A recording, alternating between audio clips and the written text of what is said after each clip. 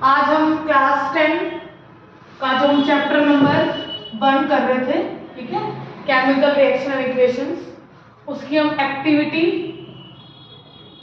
1.3 देखेंगे। ठीक है, उस एक्टिविटी में क्या है, आपने जिंक ग्रैन्यूल्स लेने हैं।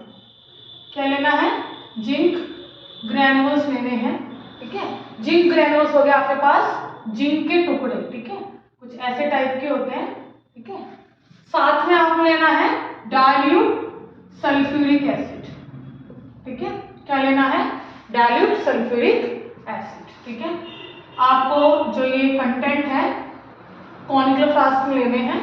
ठीक है, जिंक ग्रैन्यूल्स डाल दिया आपने और एसिड को पोर कर दिया। ठीक है, अब आप देखेंगे आपके पास जैसे ही आपने जिंक ग्रैन्यूल्स एंड H2SO4 को ऐड किया, ठीक है, आपके पास बनेगा जिंक सल्फेट एंड साथ में गैस निकलेगी जो कि होगी हाइड्रोजन गैस।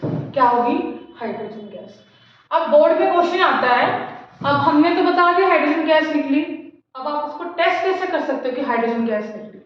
उसका क्या तरीका होता है, अब हम इस कॉनिकल फ्लास्क के पास एक बर्निंग कैंडल लेके आएंगे। ठीक है, अब बर्निंग कैंडल जो है ये एक्सटिंग्विश हो जाएगी, मतलब बुझ जाएगी, और जब बुझेगी तो आपको एक पॉप साउंड देगी। क्या देगी?